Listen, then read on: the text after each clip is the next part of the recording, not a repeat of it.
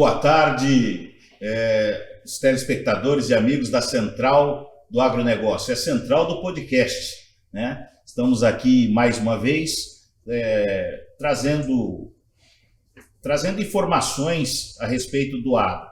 No podcast de hoje, um podcast muito interessante. Nós vamos falar a respeito do bioma Pantanal. Tem muita coisa para a gente conversar. Atenção, você pantaneiro, homem do campo, você que tem as fazendas nas planícies pantaneiras, fica bastante atento. Nós vamos falar a respeito de legislação, vamos falar a respeito de criação, de gado, qual é a responsabilidade que o Estado tem e quais as ações que o Estado está fazendo para benefício do homem pantaneiro. Bastante coisa nós vamos conversar aqui. Antes da gente apresentar o nosso convidado especial, que já está aqui na nossa frente, eu gostaria de dizer aos senhores que a Central do Agronegócio ela tem um conglomerado de empresas que fazem parte.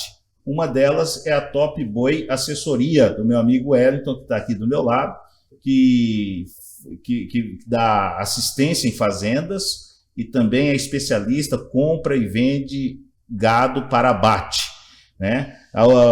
Boa tarde, Wellington. Boa tarde, tudo bem, graças a Deus. E estamos lá, vamos agradecer a todos aí que estão assistindo a gente aí. E vai vir bastante novidade aí para nosso amigo telespectador aí, a respeito do nosso Pantanal, hein? Muito interessante a matéria de hoje aí. Maravilha. Outra empresa que faz parte da Central do Agronegócio é a Fazenda Boa.ms, do meu amigo e irmão Fábio Araújo. O Fábio que ontem, né, esse final de semana agora, teve aqui na Crisul a festa do Laço Comprido, passou por aqui, talvez aí mais de 1.500 pessoas, uma festa coroada de êxito, um final de semana agradável, a Crisul resgatando, né? Resgatando a identidade com o cavalo, com a equinocultura, e o Fábio que está à frente desse projeto, organizou, ele é da Fazenda Boa.ms, uma imobiliária rural que mexe com compra e venda de terra, de fazenda, arrendamento, sítio, chácaras e etc. Então o Fábio também está conosco no projeto, hoje não está aqui por conta dos acertos, né, inclusive desse final de semana, que dá trabalho bastante, mas um grande abraço a ele. E também nós da Barbosa Leilões fazemos parte da Central do Agronegócio, né? A Barbosa Leilões, uma empresa de leilão, a gente já está há alguns dias aí na caminhada. E quero agradecer aí a sua audiência, você que está do outro lado da tela. Também quero agradecer aí aos nossos colaboradores, né? Pessoal da Embracon, né? Um grande abraço, pessoal da Embracon, a Integração Sementes, que esteve presente aqui na Festa do Laço também, na Crisul, nesse final de semana. Integração Sementes fazendo um trabalho diferenciado, sobretudo para aquelas fazendas de médio e pequeno porte, entrando muito firme, com uma qualidade muito grande. E também a Dimac Campotrate, do meu amigo Gilson Pires.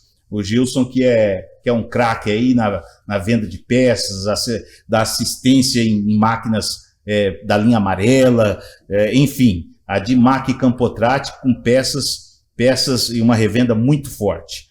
Bom, vamos falar então agora um pouquinho do nosso convidado. Já pode abrir na câmera, já pode abrir aqui. Ele não é rioverdense, mas casou com uma rioverdense. É casado. E Rio Verde, lá é o seguinte, Silvio, o que não dá caibo dá ripa. Estou falando aqui com o Silvio Balduino. O Silvio Balduino, ele é um médico veterinário. Hoje o nosso assunto vai ser a respeito da ABPO. A ABPO é a Associação Brasileira de Pecuária Orgânica Sustentável.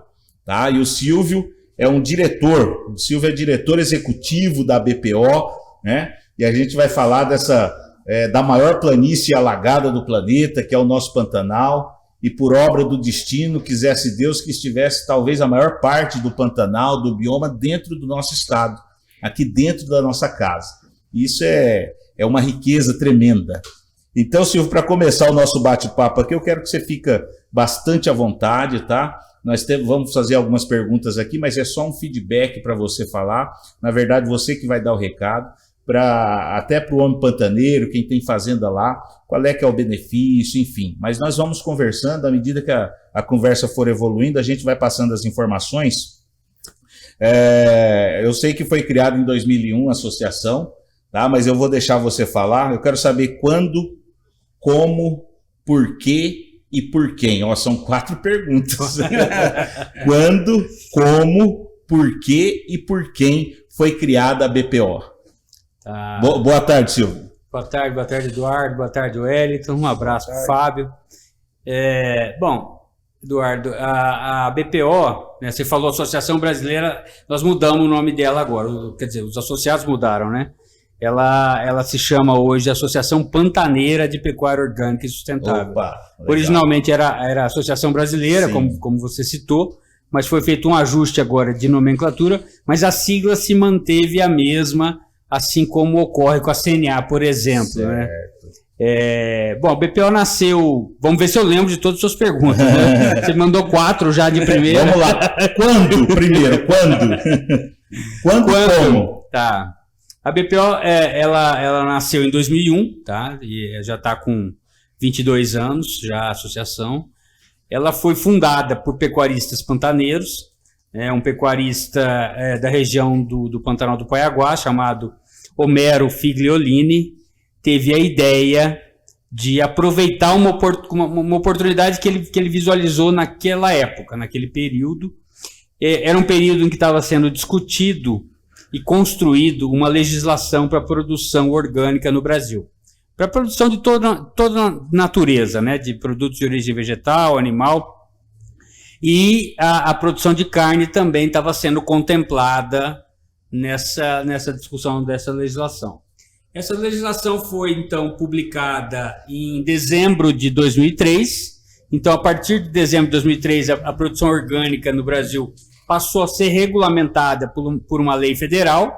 Então, o pecuarista que quisesse vender produtos com esse selo, que é um selo do Ministério da Agricultura, selo de orgânico, precisaria se adequar às normas descritas nessa lei e se submeter a uma auditoria de terceira parte, ou seja, uma certificação realizada por uma empresa credenciada tanto pelo Ministério quanto pelo Inmetro para fazer essa auditoria e então avalizar que essa produção seguia os requisitos dessa lei.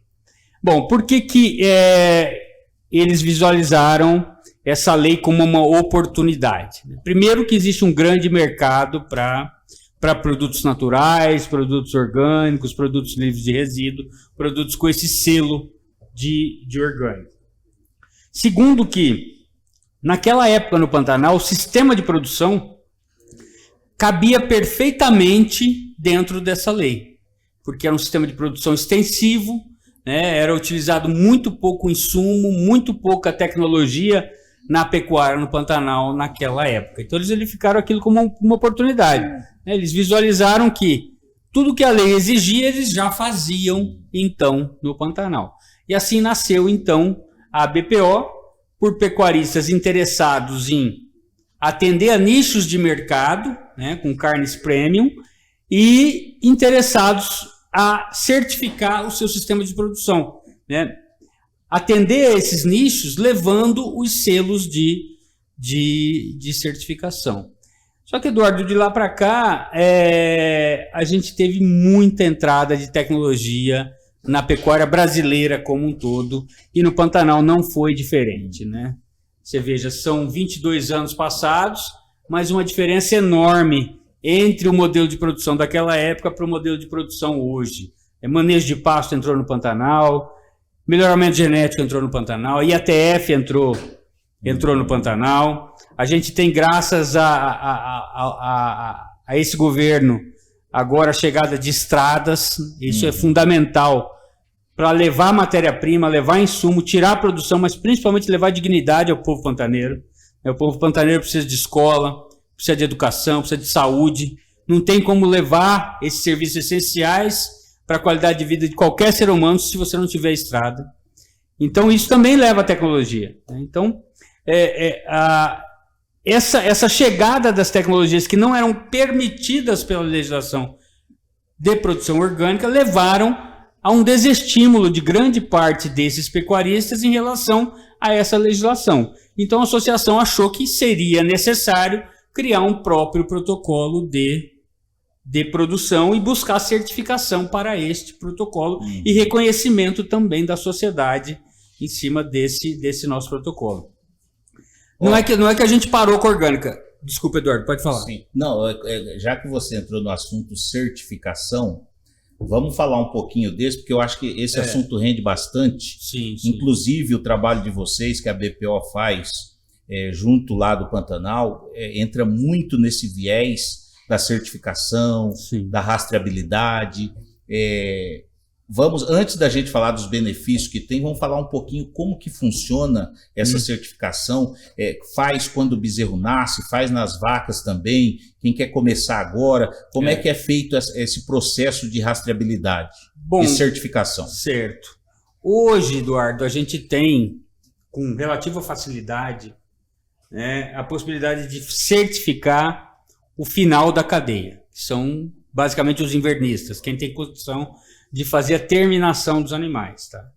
Esses animais hoje são 100% rastreados e 100% certificados.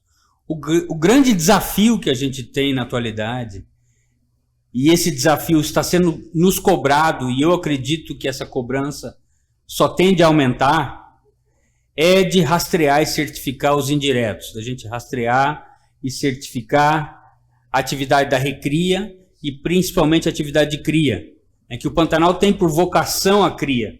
Hoje a gente tem mais de 90% das propriedades pantaneiras com propriedades com a sua atividade principal sendo a cria.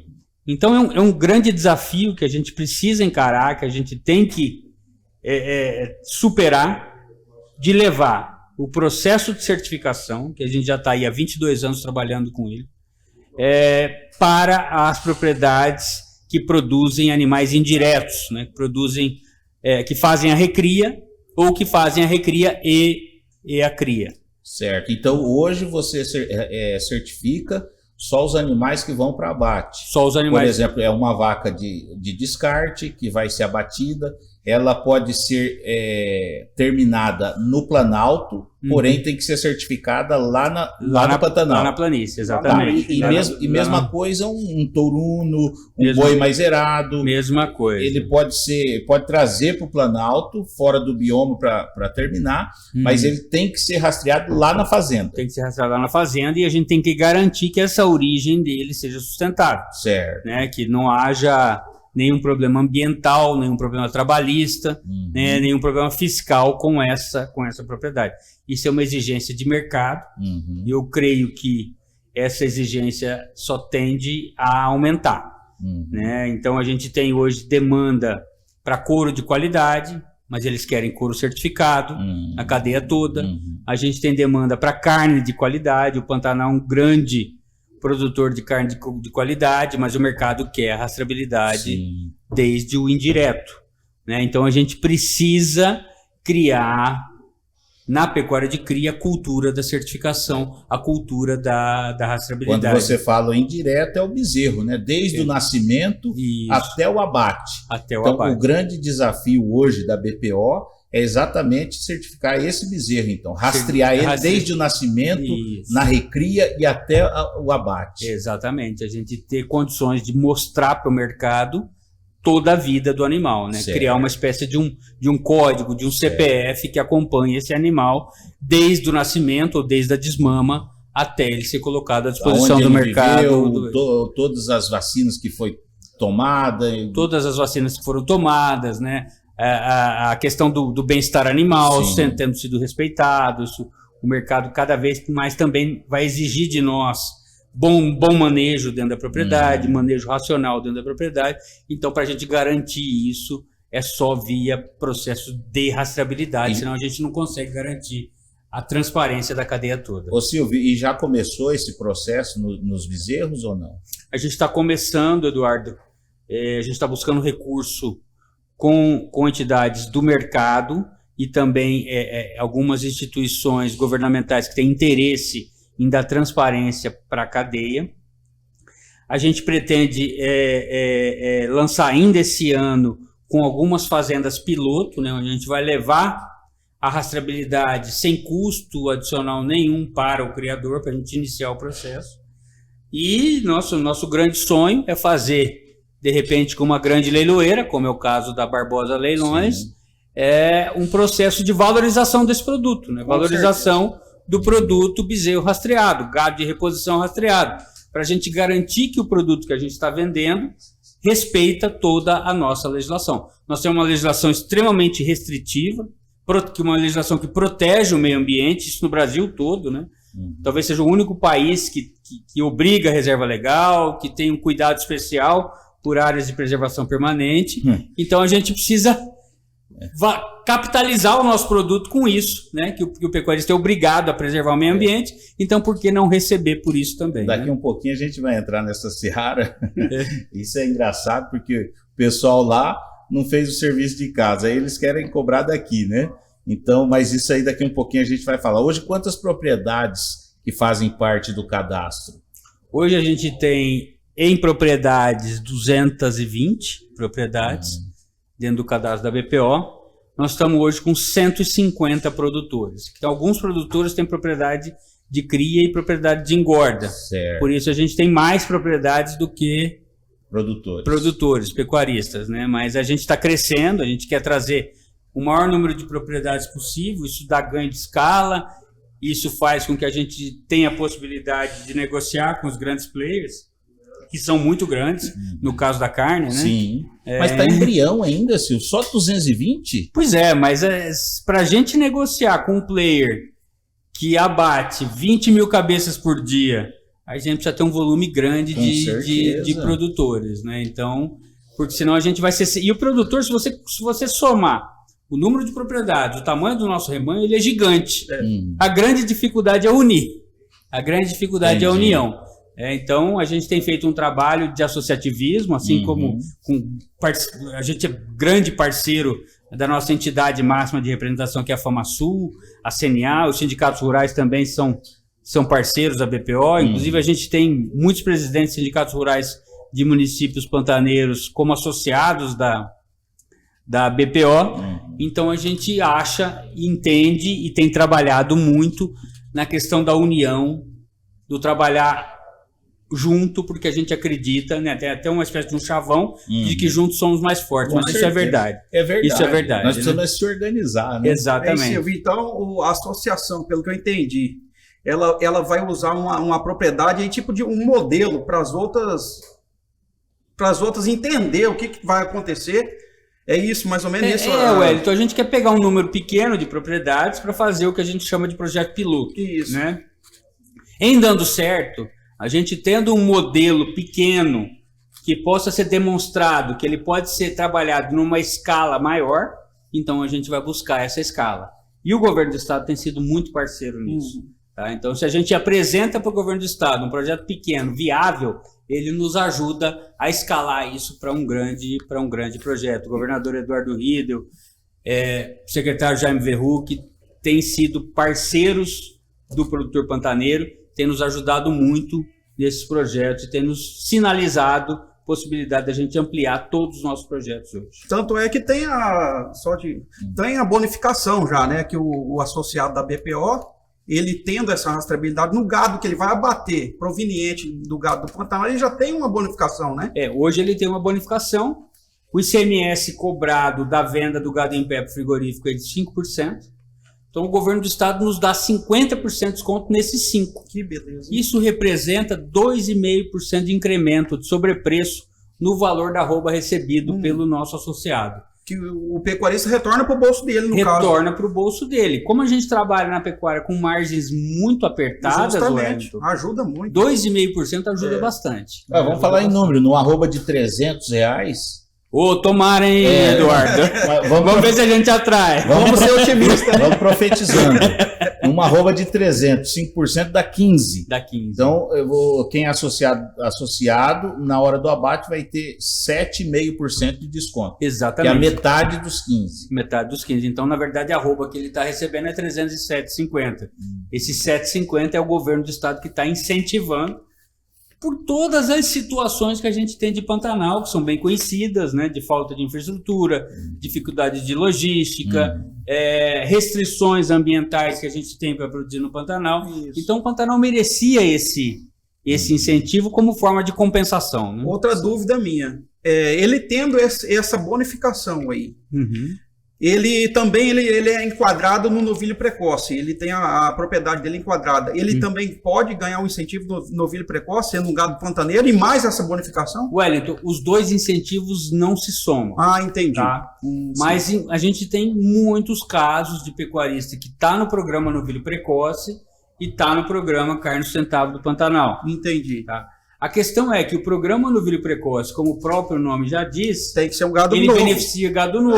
Né? Então, a certificação do novilho precoce hoje é feita na avaliação da carcaça no frigorífico. Sim. Então, vai um avaliador, uma certificadora credenciada, e avalia dente para verificar a idade desses animais. Sim. E cobertura de gordura para verificar acabamento de carcaça. E peso também. E peso. São então, três os animais pesados, com bom acabamento e jovens, recebem. Precoce. O incentivo precoce. No caso do Carne Sustentável do Pantanal, não há restrição. É muito interessante. Nem de idade e nem de acabamento de carcaça. Então, por exemplo, você que conhece bem o programa Precoce, Wellington, fêmea abaixo de 12 arrobas é penalizada. Não, isso já é penalizado. Macho abaixo de 15 arrobas é penalizado. No Pantanal, não. Tá? Então, animais acima de 36 meses já não recebem no precoce. Justamente. Animais acima de 36 meses já recebem no Sustentável do Pantanal. Então, é uma excelente oportunidade para vaca descarte. É uma excelente oportunidade para turuno. Então, o outro requisito que o precoce pede, se não tiver enquadrado, é o acabamento de gordura. No caso de uma vaca pantaneira, ele não precisa estar totalmente acabado. Não precisa. A gente preconiza sempre que o animal seja levado a um bom acabamento. Sim. Porque a gente tem uma preocupação forte na qualidade da carne. Na qualidade da carne, claro, né? E o próprio frigorífico vai penalizar aquele pecuarista que levar uma carcaça com gordura escassa, porque isso dá problema na cadeia de resfriamento, né? Então, essas carcaças com pouca gordura, esses cortes vão sofrer um escurecimento. No linguajar do povo, vai queimar a carne no caso. Vai queimar a carne, né? Então a gente não quer isso também. Justamente. Não queremos usar o nosso protocolo para piorar a qualidade da nossa carne. De jeito nenhum. Isso que é interessante. Mantém um padrão, então. Mantém um padrão. Então a gente prega e prioriza que os animais sejam bem acabados. Muito bom. Mas o programa, o que está escrito na norma do programa, não exige esse acabamento. Assim como exige no novilho precoce. Agora, Wellington, eu creio que pode ser que em algum momento o governo suba essa régua, né? Sim. Na medida em que chegam as estradas, né? Que chega a condição do cara dar um bom acabamento também, ele vai ser cobrado. Eu ia perguntar para você a respeito de política pública que o governo federal ou estadual tem feito para a pecuária do Pantanal ou para a pecuária sustentável do Pantanal. Por exemplo, o incentivo fiscal é um deles, e você acabou de falar e falar com muita propriedade. Mas tem alguma outra tipo de incentivo que o governo dá em torno de pesquisa, de pecuária orgânica, de subsídio, alguma outra forma de ação que a política pública está fazendo para o homem pantaneiro? Tem sim. Junto com a BPO? Tem sim, Eduardo. Como é sabido, o governo do estado, o governo do Mato Grosso do Sul lançou uma meta de se tornar carbono neutro até 2030. Ou seja, ele pretende diminuir suas emissões, e aquelas emissões que não forem diminuídas, elas precisam ser sequestradas. Né? Então a gente tem atividades que têm capacidade de sequestrar mais carbono do que emite. Certo. E a gente acredita que a pecuária de bom desempenho, a pecuária de vanguarda, a pecuária de futuro, né, que é aquela que embute um bom manejo de pasto, uma boa genética nos seus animais, ela é uma atividade com essa capacidade de sequestrar e fixar mais carbono do que ela emite. A gente tem as contas de emissão de metano entérico muito bem consolidadas, então a gente sabe que conforme o capim que o animal come, conforme a dieta do animal, quanto que ele emite. As contas que estão faltando são as contas de sequestro e fixação. Qual que é a capacidade dos solos em sequestrar e fixar carbono, a capacidade das paisagens em sequestrar e fixar carbono, das gramíneas através do seu sistema radicular, das suas raízes em sequestrar e fixar carbono, também da parte aérea, da massa verde, né, de sequestrar e fixar carbono, da palha que ela é capaz de depositar ali como forma de matéria orgânica no solo também, qual que é essa capacidade de sequestro e fixação. Então, nisso, Eduardo, o governo do estado se propôs a nos ajudar, em parceria com a Embrapa Gadicorte e a Embrapa Pantanal, o governo e a Universidade Estadual do Mato Grosso do Sul, o EMS, o governo do estado se propôs a financiar essa pesquisa demandada pela BPO. Então, a gente buscou uma articulação com a nossa empresa de pesquisa, que é a Embrapa, e buscamos financiamento do governo do estado do Mato Grosso do Sul para financiar essas pesquisas. Dessa forma também, a gente fomentar bom manejo de pasto, boa genética dos animais. Essa pecuária de ciclo longo, pecuária antiga, ela ficou para trás no Pantanal. A gente tem capacidade também de produzir animais jovens, produzir uma carne macia, com um bom acabamento, e ainda demonstrar para o mercado que esse nosso produto presta serviço para a sociedade. O grande problema de gás de efeito estufa não é o boi. O grande problema de gás de efeito estufa é combustível fóssil. Sim, a indústria. Que a Europa, por exemplo, queima carvão para se esquentar no inverno. Né? E, na verdade, a gente quer demonstrar para a sociedade que a pecuária ela faz parte da solução e não do problema. Justamente. Ela faz parte da solução. Mostrar a realidade, né? Exatamente. A nossa capacidade de sequestrar e fixar carbono é muito maior do que as nossas emissões. Com certeza. Né? É totalmente ao contrário do que eles dizem aí. Exatamente. E nós temos que usar esse espaço do podcast, ou do rádio, ou da televisão, justamente para falar toda vez que a gente for falar em relação ao meio ambiente, a sequestro de carbono, colocar isso em pauta, porque existe um lobby muito grande contra o agro, sobretudo fora daqui, aqui por algumas ONGs e etc. E a gente precisa colocar a verdade na mesa. Exatamente. Né? Então a gente está... Nosso balanço é positivo, eu tenho certeza disso. A gente vamos desenvolver essas métricas agora e provar isso para o mercado. E documentar, né? Documentar. Através da Embrapa. E nós estamos produzindo talvez o alimento mais nobre que exista. Proteína de alto valor biológico. A gente tem milhares de pessoas passando fome no mundo. Como é que você vai condenar a produção do alimento mais nobre que tem, e ainda, além de produzir, ele está preservando biodiversidade, está preservando fauna silvestre, e ainda contribuindo com o balanço de carbono. Eu acho que a gente tem tudo para demonstrar para a sociedade que a gente só faz o bem, né? A pecuária só faz o bem. Maravilha. Nós que estamos na cadeia só fazemos o bem. Né? Nós precisamos estar articulados, né, com canais como esse que vocês estão propondo aqui, para poder ter voz. Maravilha. Estamos conversando com o Dr. Silvio Balduino, diretor executivo, é médico veterinário, diretor executivo da Associação Pantaneira de Pecuária Orgânica Sustentável. Isso aí. Agora não é mais brasileira, é Pantaneira. Você falou, Silvio, que nós falamos agora há pouco do incentivo que o governo dá através do ICMS, devolvendo a metade do ICMS, né, que não é o frigorífico que paga, mas sim sai do contribuinte, que é o fazendeiro. Né?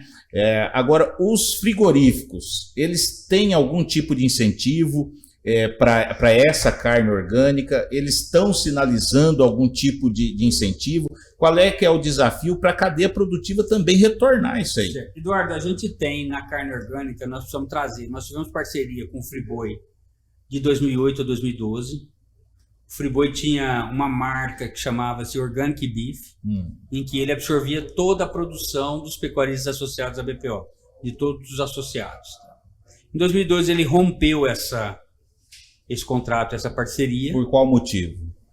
Eu creio que naquele momento deixou de ser interessante, era um volume muito pequeno, perto do tamanho que eles são, mas até hoje eles têm marcas. Você entra no site, está lá a marca. Eu acho que eles buscavam valor institucional através de uma marca de carne orgânica, mais do que mercado para isso. Por isso que é importante a gente ter volume, né? Exatamente. O pantaneiro se unir, fazer volume para poder ter força de barganha com a indústria. Naquela época, então, a gente viu a necessidade, se viu, toda a associação e as propriedades foram preparadas para atender ao Friboi.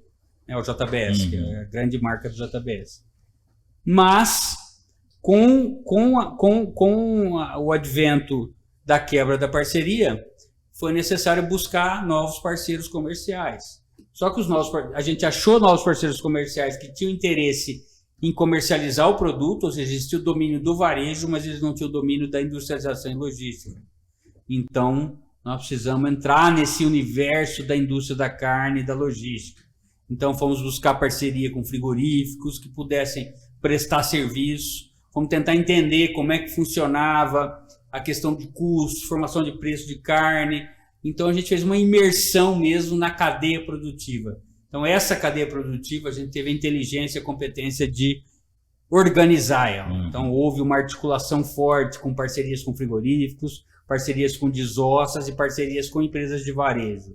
Hoje, a carne orgânica está em 5 marcas que trabalham com esse mote do produto natural, do produto livre de resíduo. Tem umas coisas muito interessantes, viu, Eduardo Wellington? Que a gente vê um movimento de valorização da carne, de carne com alto grau de marmoreio, né, com cobertura de gordura. E esse consumidor que busca essa carne orgânica, ele não quer gordura. É o contrário. Ele quer saúde. Então, ele associa carne magra à saúde. Eu me lembro que no início de uma parceria com um parceiro de São Paulo chamado Vessel, que é uma grande empresa de carnes especiais em São Paulo, e ele pediu para baixar a gordura do gado. Eu falei, mas como é que baixa a gordura do gado? Isso que eu ia te perguntar. Como é que mata um gado gordo magro? Você baixa na faca. Não é na faca, custou dinheiro para botar. Puxa. É caro para você fazer acabamento. Talvez, dependendo da época, é muito caro, inclusive, né? Dependendo da oferta de grãos e tal.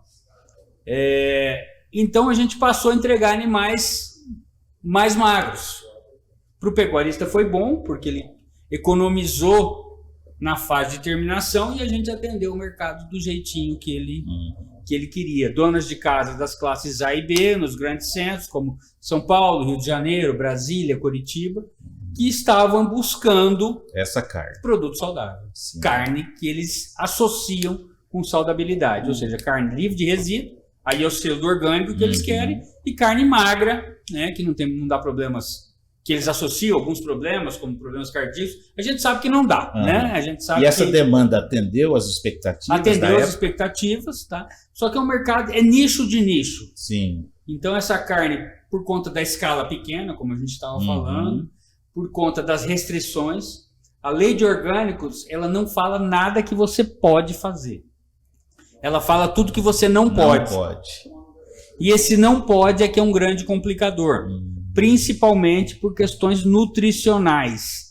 Então não pode grão transgênico.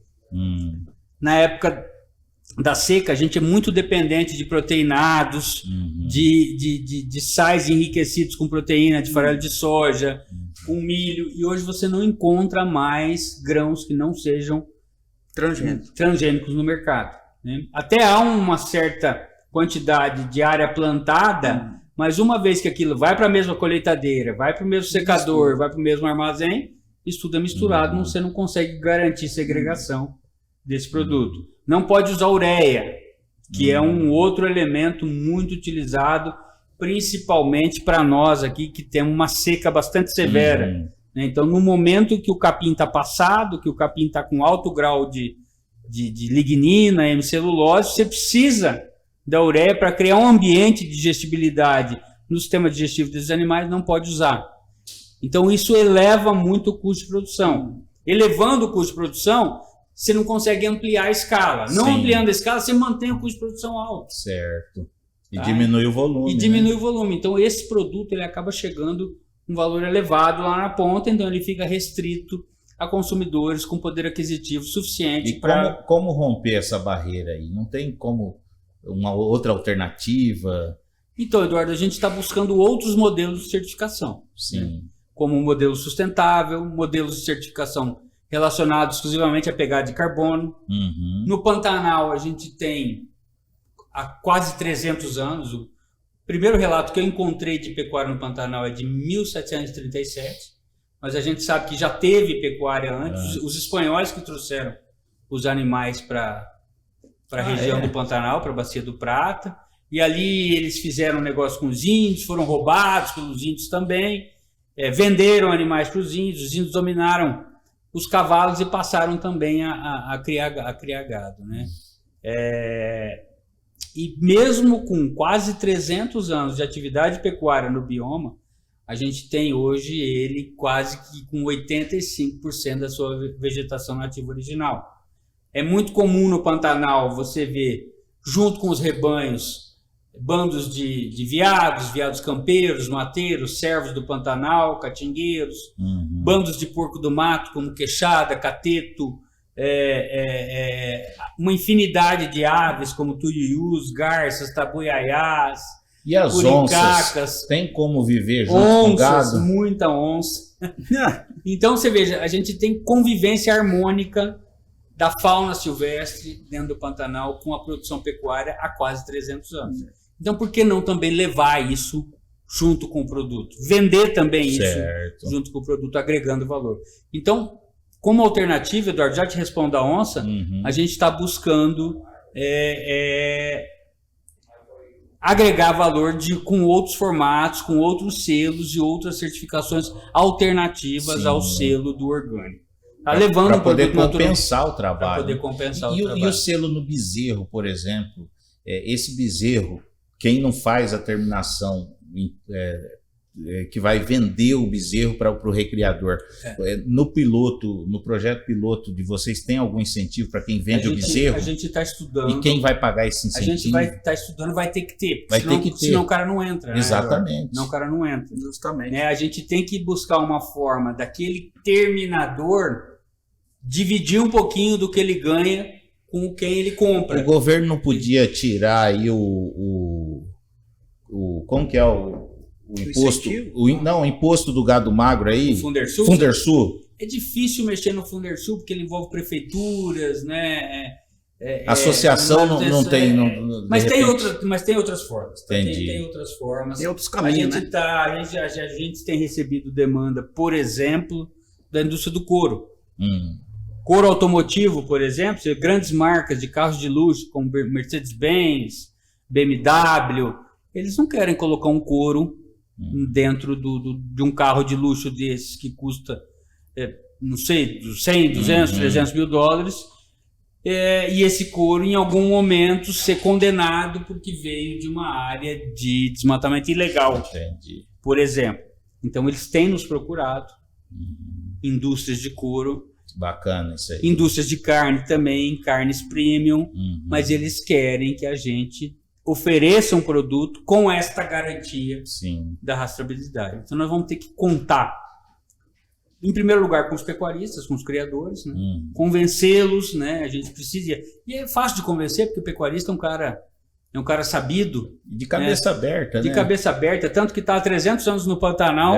Né, e continua lá se mantendo e conservando o bioma. É conservador na origem, mas também é aberto a novas tecnologias, né? E vamos ter que contar com empresas de leilões, com quem comercializa gado. Com certeza. Para a gente desenvolver esse produto, gado de reposição certificado. Pode contar, gado de reposição rastreado. Pode contar com a Barbosa Leilões, com a Central do Agronegócio, como parceiro da BPO, para toda hora. Que bom, Eduardo. Inclusive, queremos participar desse projeto piloto seu de alguma forma aí. Muito bom. E você veja, o criador, na verdade, ele é o cara mais exprimido da cadeia toda. Né? Ele tem um risco maior. Você citou o exemplo da onça. A onça ataca no criador, não é no terminador, porque ela tem preferência por bezerro. Né? A gente tem 2 grandes felinos no Pantanal. Tem mais felinos, né? A gente quer conservar esses animais, com certeza, como toda a sociedade. Claro. Mas a gente não quer ter prejuízo, né? Lógico. Por que o pecuarista, por que o criador é responsável por alimentar esses animais? A gente tem casos de perda de 5, 6, 7, 8% da produção por conta de depredação de grandes felinos. É muito. É muita coisa. Então a gente também está desenvolvendo um projeto piloto para implementar estratégias antidepredação com cerca elétricas para evitar que esses animais, que esses felinos entrem nas áreas de maternidade e dessa forma evitar que os bezerros sejam depredados. É uma relação histórica conflituosa, muito conflituosa, porque justamente o produtor, o pecuarista já tem suas margens muito apertadas e ele se depara com essa situação de perder bezerros por conta da depredação desses animais. A sociedade toda é muito simpática às onças. Eu também sou. Claro. É um animal lindo, é um animal encantador, né? Mas a sociedade precisa entender que todo mundo tem que arcar com essa conta. Não dá para ficar na mão... Só um tomando prejuízo. Só um tomando prejuízo. Então, além da estratégia antidepredação, Eduardo, a gente precisa também que o consumidor, que a sociedade valorize essa carne que tem esse custo adicional da alimentação desses animais silvestres. Show de bola. Eu vi, não sei se foi no site de vocês, em 2022 vocês participaram do Festival da Carne que teve. Sim. E agora em 23, o Festival da Carne vai ser aqui dentro da Crisul. Nesse momento, só para o pessoal que está assistindo, nós estamos aqui dentro da Crisul. O escritório da Central do Agronegócio fica aqui dentro da Crisul, tá? Inclusive, você pode falar, você que é pecuarista, venha fazer uma visita para nós aqui. E aqui na Crisul vai acontecer o Festival da Carne internacional esse ano. Internacional, né? Olha. E a BPO vai estar presente, vai trazer a carne orgânica. Tem que estar, né, Eduardo? Vai ser em setembro, né? No mês que vem agora. Nós temos que estar. E esse festival promete muito. A gente já teve esse ano a Expo Grande. Eu, particularmente, estava muito triste, sabe? Porque eu fui criado aqui dentro dessa exposição, dessa Expo Grande. E desde a ocorrência da pandemia, a gente perdeu. Parou tudo, né? E eu até conversava, eu nem sabia se a Expo Grande voltaria ou não. Justamente. O Guilherme Bunlai agarrou esse boi na unha aí, com pouco tempo. Ele, Alessandro, e os dois associados. Bruno Pedrocian, com a ajuda do próprio Jonathan Barbosa, e com o apoio de todos os associados, conseguiram fazer uma festa maravilhosa. Nós trouxemos ele aqui no podcast, o Guilherme. Aí o Alessandro também. O Alessandro também. Eu perguntei pro Guilherme, você tinha um abacaxi para descascar. Agora, depois da Expo Grande passado, o abacaxi foi doce ou foi azedo?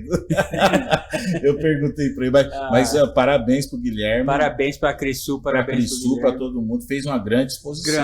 Grande trabalho. Contra tudo e contra todos, né? Agora, você imagina um festival de carne agora, sem pandemia, né, com tempo de ser trabalhado. Eu não tenho dúvida que vai ser um evento fantástico. Com certeza. Eu já conversei com a Márcia Marinho, que está organizando. Ela já me fez uns spoilers aí de umas atrações que vão ser fantásticas. Que bacana. A gente vai ter churrasqueiros de renome internacional, chefes de cozinha de renome internacional nas ilhas, vamos ter oficinas, vamos ter fogo de chão. Cara, vai ser sensacional. Eu acho que o setor precisa, né? A gente precisa trabalhar na valorização da nossa carne, na valorização do nosso produto. O pecuarista sabe muito vender, sabe muito produzir boi, né? Boi, bezerro. Isso. Mas tem pouco ainda habilidade, pouca experiência de vender a carne. Acho que está na hora do pecuarista, das associações assumirem esse protagonismo, né? Sim. Eles é que produzem a carne, então por que não eles valorizarem essa carne, eles promoverem esse produto que eles fazem tão bem e ainda com a conservação do meio ambiente? Eu acho que vai ser fantástico. Eu não tenho dúvida. Vocês não estão privilegiados aqui, né? A gente está dentro da festa. Não tem jeito de entrar de bicão, né? Eu acho que... Convidados automáticos. Aqui a gente tem um parque de exposições maravilhoso.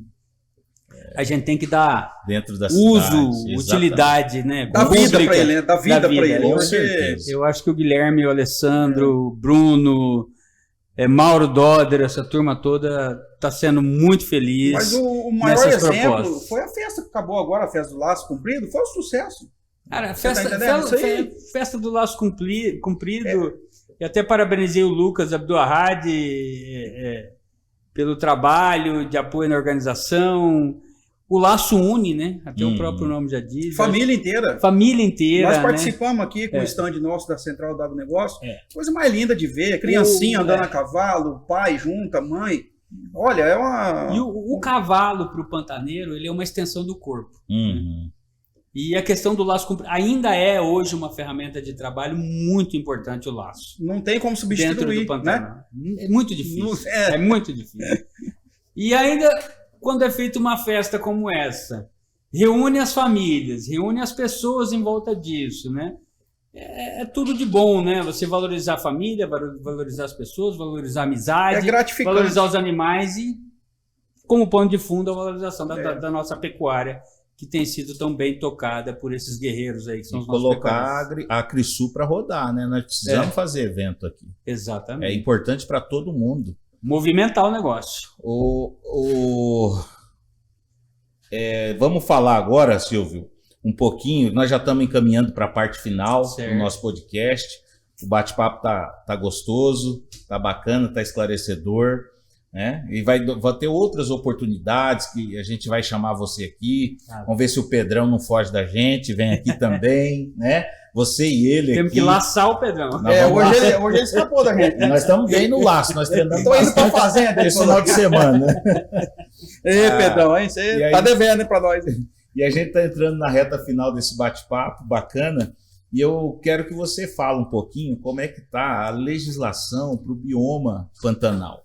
Que a gente sabe que está acontecendo muita coisa, né?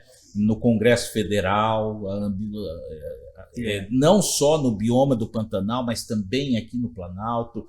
Como é que você está vendo tudo isso aí? O que está acontecendo? Fala para nós aí, para o telespectador ter notícia quente. Como é que está isso aí?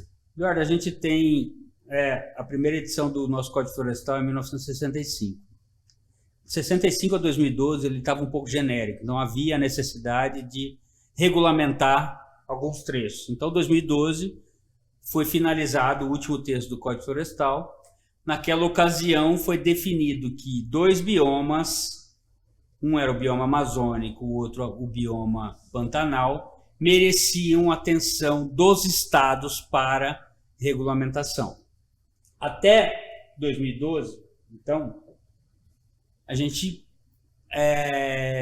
atendia a mesma legislação do Cerrado. Então, em todas as áreas... 80% desmate e 20%... você poderia usar 80% e 20% havia que ser preservado sem utilização. Até 2012. Até 2015. Até 2015. Porque em 2012 ele deixou em aberto. Certo. Então, como deixou em aberto, foi usando se você não tem uma norma que restringe, então é porque pode. Certo. Né? Então, o Estado saiu na frente, o Estado do Mato Grosso do Sul, né? Em parceria com os sindicatos rurais, os produtores, Embrapa Pantanal, e editou um decreto em 2015 regulamentando o Código Florestal para o Pantanal. Esse Código Florestal, esse decreto estadual, ele ampliou bastante a restrição em relação ao que era anteriormente, 80-20.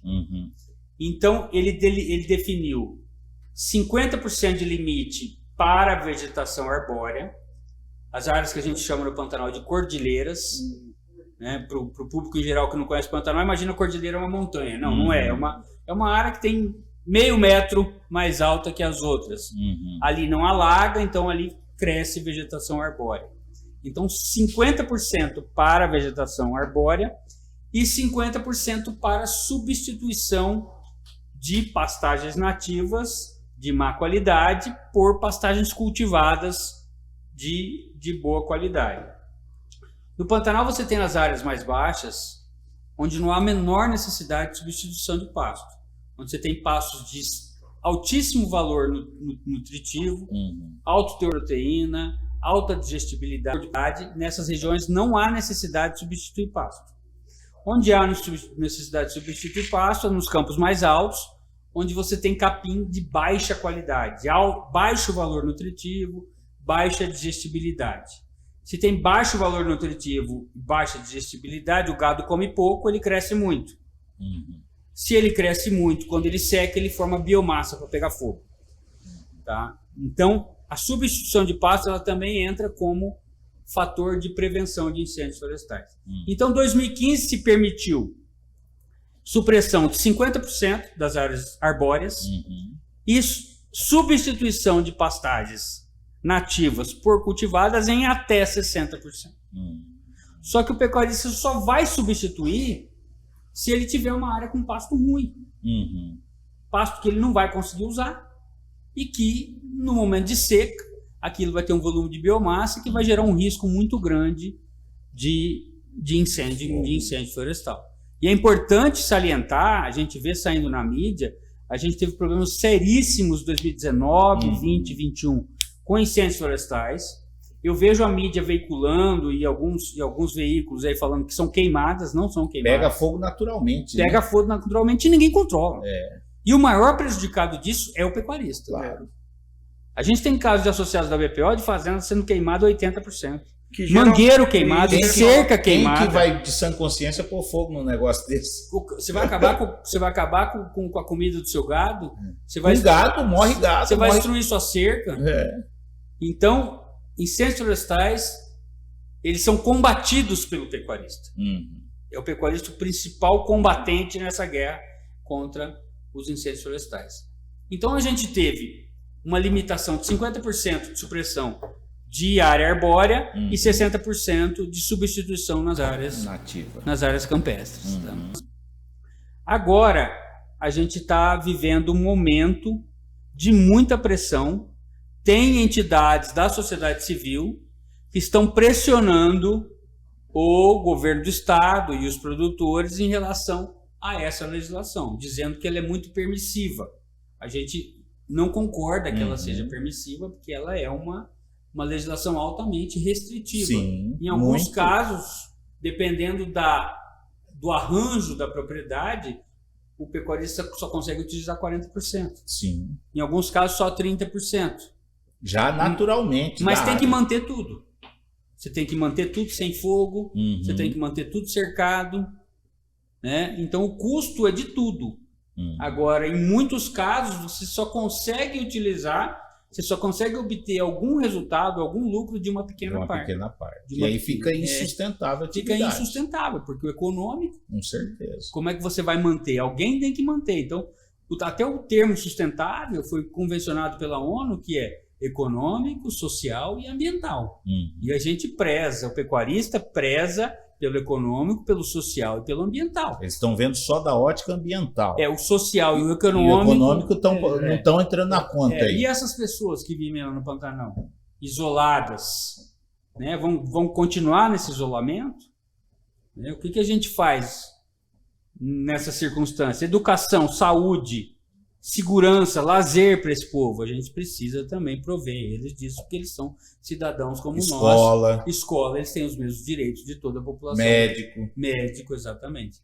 Então, hoje está havendo um momento de pressão muito grande para ampliação das restrições da legislação do Pantanal. A FamaSul, juntamente com a Crisul, a BPO e demais associações, estão trabalhando fortemente na representação do produtor nessas discussões relacionadas a essa legislação. Então, agora, essa semana mesmo, o governador Eduardo Riedel suspendeu a emissão de licenças de qualquer manejo dentro do Pantanal, provocado por essas pressões e essas tensões.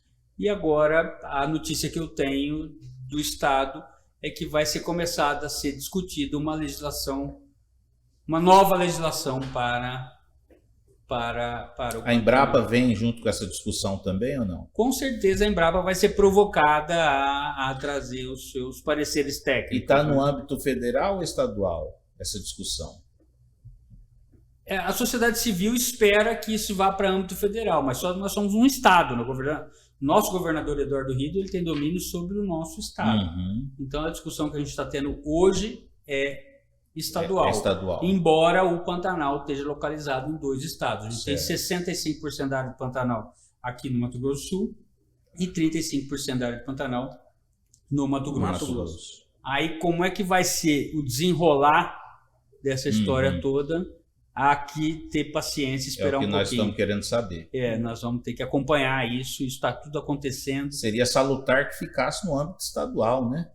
Como que alguém que mora lá No Piauí, um senador ou um deputado federal, por exemplo, vai discutir a respeito do bioma pantaneiro, sendo que só conhece Pantanal de televisão. Pois é, seria como se a gente fosse lá dar palpite na Caatinga. Na né? Caatinga? O que a gente conhece de Caatinga? Caatinga, né? Então a gente tem que trazer isso aqui para o nosso estado, Mato Grosso do Sul, para a gente resolver os problemas, obviamente com responsabilidade. Você tem toda a razão, Eduardo. Ouça o pantaneiro.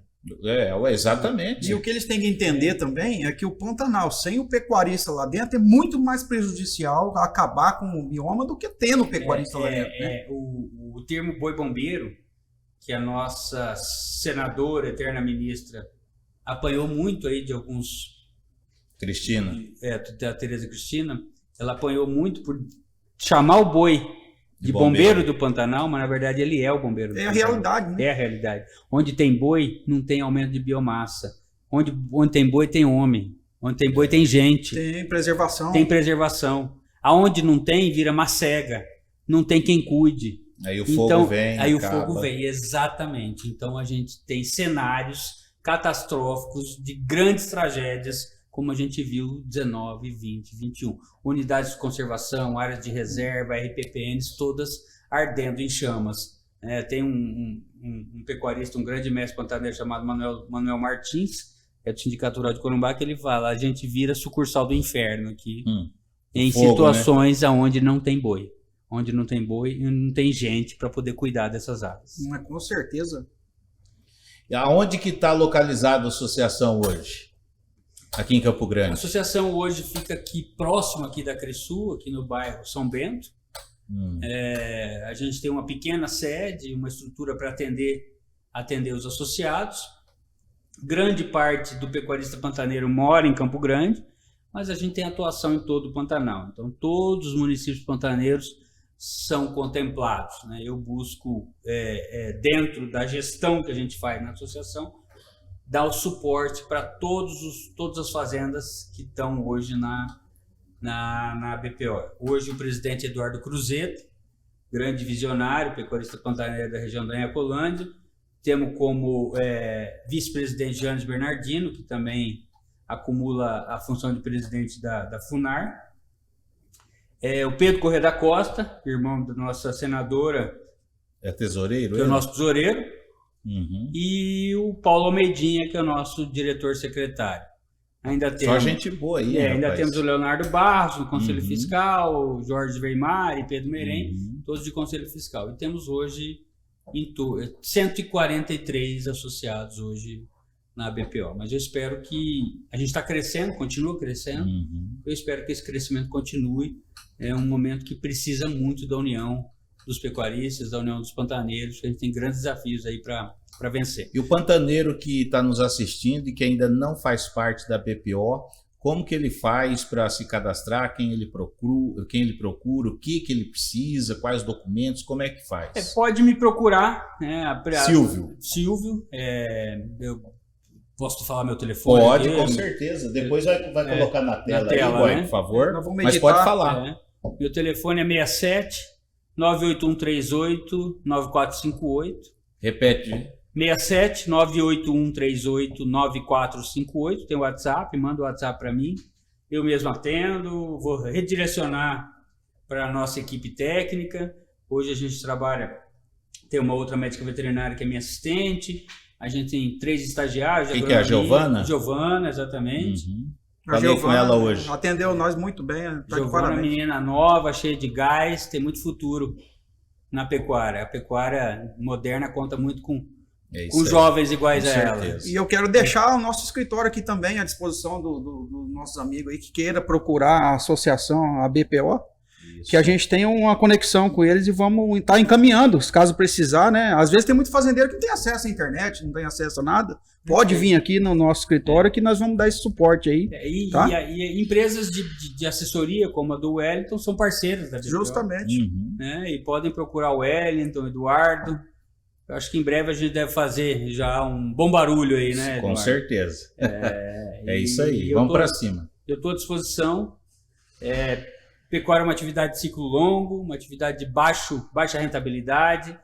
Então, sofrida. Ainda mais Pantanal. Então a gente precisa das empresas de leilões, das empresas de assistência técnica, das associações, que eu acho que a única forma do pecuarista ter sucesso é atuando com tecnologia, com parceria e com associativismo. Né? Justamente. Maravilha. Wellington, mais alguma pergunta por aí? Eu só tenho que agradecer a presença do Dr. Silvio aqui, que foi muito produtivo, né? Para a gente aqui da Central legal. E para todos os nossos clientes e amigos aí que vai assistir a gente nesse podcast aí. Eu só tenho que agradecer mesmo. Obrigado, viu, doutor, pela participação. Doutor Silvio, chegamos ao final então do podcast. Foi bastante agradável a conversa e eu vou abrir aí a oportunidade para você dar um recado aí para o homem pantaneiro, né? Ou para os nossos governantes. Fica à vontade aí, um último recado aí. Muito obrigado por hora.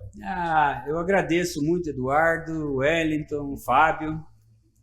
Acho que o recado, não só para o pantaneiro, mas para todo agricultura pecuarista, é que é preciso caminhar junto, né? Então, existe uma história, eu repito uma frase de uma grande referência para nós, que é o Dr. Abílio Leite de Barros, pai de Leonardo Barros, nosso antigo presidente, que o pecuarista tem uma história de individualismo muito acentuada e ele precisa superar isso como forma de sobrevivência. Então a gente precisa superar, a gente precisa fortalecer a Crisul, fortalecer a FamaSul, fortalecer os sindicatos rurais, fortalecer as parcerias, fortalecer as leiloeiras, a gente precisa caminhar junto. Esse é o recado importante, eu acho que para superar obstáculos, só junto. Maravilha, obrigado, doutor. Falamos aqui com Silvio Balduino, doutor Silvio Balduino, médico veterinário, diretor executivo da Associação Pantaneira de Pecuária Orgânica e Sustentável. Foi mais um podcast que a Central do Podcast, a Central do Agronegócio, trouxe para você. Muito obrigado por nos acompanhar. Em breve retornaremos com outros assuntos. Um grande abraço. Obrigado, pessoal da BPO.